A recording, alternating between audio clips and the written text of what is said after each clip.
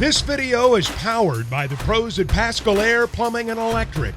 Arkansas owned, Arkansas operated. GoPascal.com. Tom Murphy into the conversation with the Arkansas Democrat-Gazette. Tom joining us on the McLarty-Daniel hotline. The caller there with the, what'd you say his name was? Dirty South Hog. Dirty South Hog was wanting to know about this Kenny Guiton offense. I think everybody's expecting like a whole different look, Tom. I think they're going to accentuate the positives. What's your take? You had some questions pinpointing that yesterday with Sam.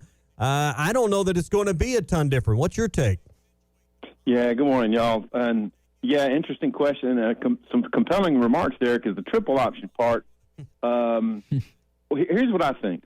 I think they're going to do a couple of three different things that will make Florida have to adjust in game and see if you can get, steal a touchdown or two out of it, or at least some points, get 10 points, 13 points out of some stuff you're doing that makes Florida have to adjust. Yeah, I think they're going to try to accentuate different guys. I think hopefully you'll see Isaiah Satania with the ball more because what we saw so often in spring and in camp was that they threw these tunnel screens to him, and if you can block guys, get in front of guys, and he gets a step on you, he can go. So they're going to trim down probably the amount of reads KJ has to make. I think it has slowed him down in the offense.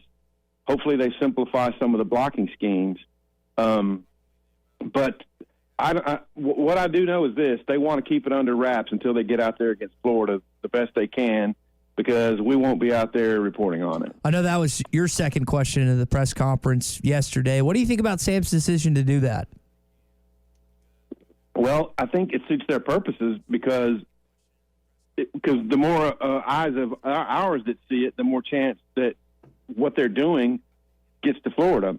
Now, they could, not show in the segments that we watch, but I think time is so much of the essence for them to rep what they're going to do and be good at it that they just don't want to take any chances. And so I get it. I mean, there's several things at play. How healthy is Rocket Sanders? And so we would be seeing that. And the thing is, I would expect him to be practicing this week based on what Sam Pittman said, and of course he'd want to play when he's going back home at Florida. Yeah. So, go ahead.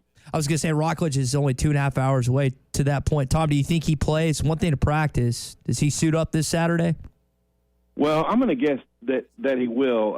What Sam Pittman is saying is, I think the status of Rocket's knee is, I'm not sure they're being completely I'm not sure if Sam's getting the full picture. It's just nowadays players are like, hey, I'm gonna check this out too, and so that's why he rehabbed in Dallas or in Texas, and so we'll see. I expect him to. I know he wants to play, or I would think that he would want to play because he was so engaged.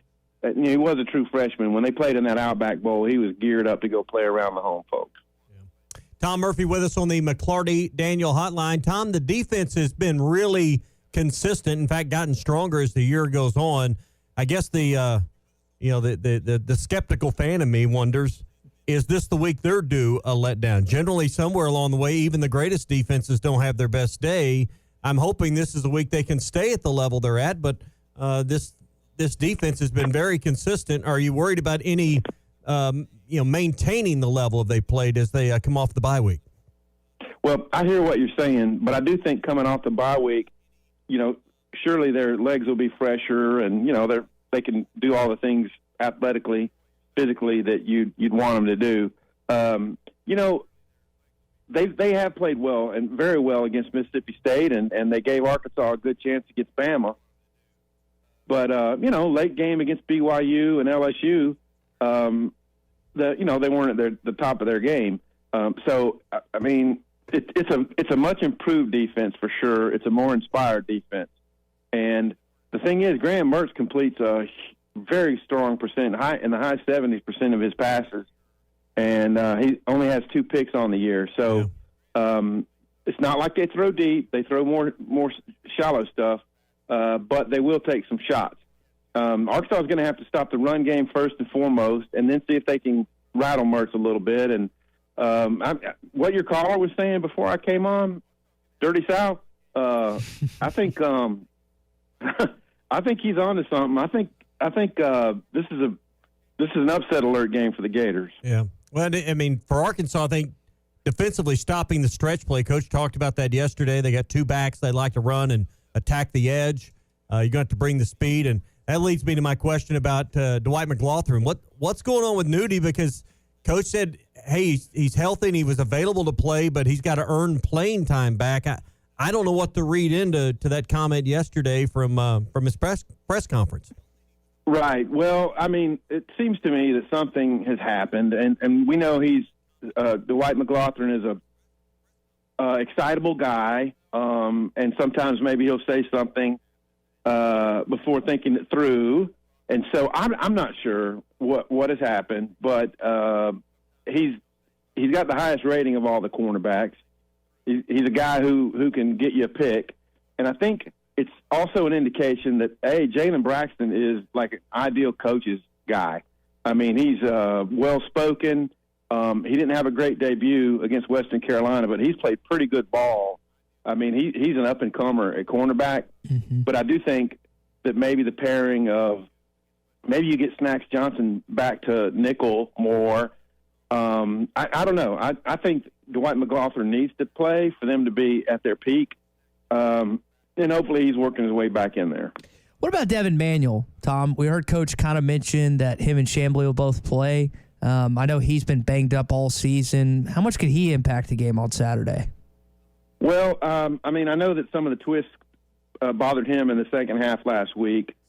But apparently he's been stinger-free for a while, so it's only a positive if they have two left tackles that they can call on. And quite honestly, this offseason, improving their offensive tackle play has got to be one of the biggest things that Arkansas has to focus on, because it has to – I mean, everything – so much flows from how well your tackles can hold up.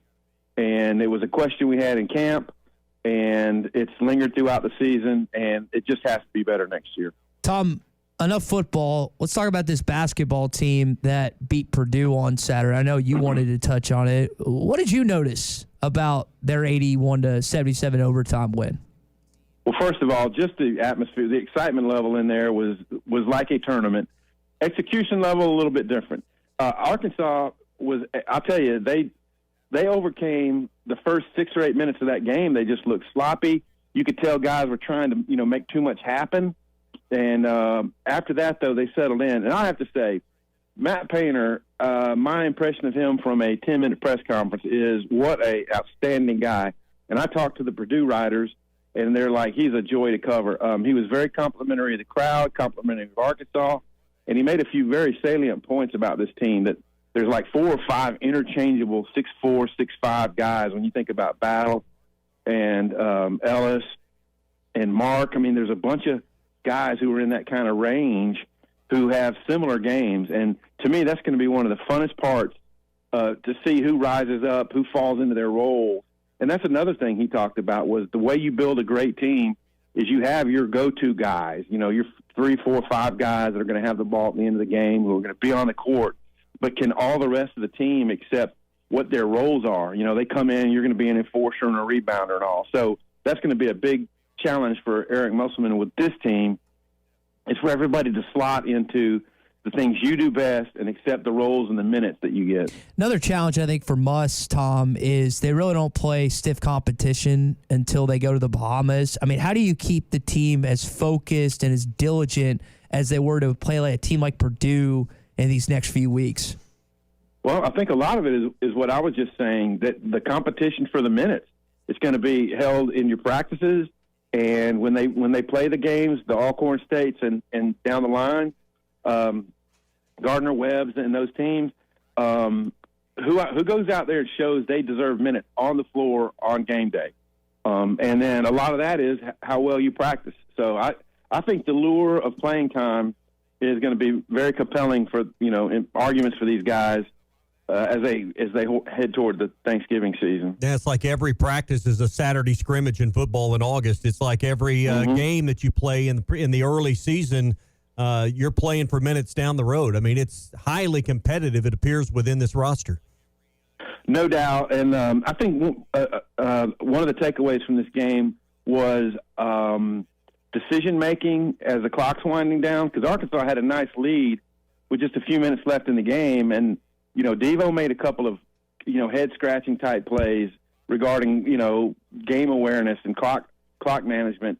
Ellis made a questionable shot, I think, with like 10 seconds left on a shot clock, or it might have been Battle on that one. But, they've got to be better in those situations. They could have won it in regulation, but it wound up being more exciting because it was OT. BetOnline remains your number one source for all your sports betting this season. Everything from the NFL and bowl season to esports. You'll find the latest odds, team matchup info, player news, and game trends at BetOnline. BetOnline features live betting, free contests, and live scores for almost any sport or game imaginable. We're the fastest and easiest way to bet on all your favorite leagues and events. Head to betonline.ag to join and receive a 50% welcome bonus on your first deposit. Make sure to use the promo code BELIEVE to receive your rewards. That's BLEAV. BetOnline, where the game starts.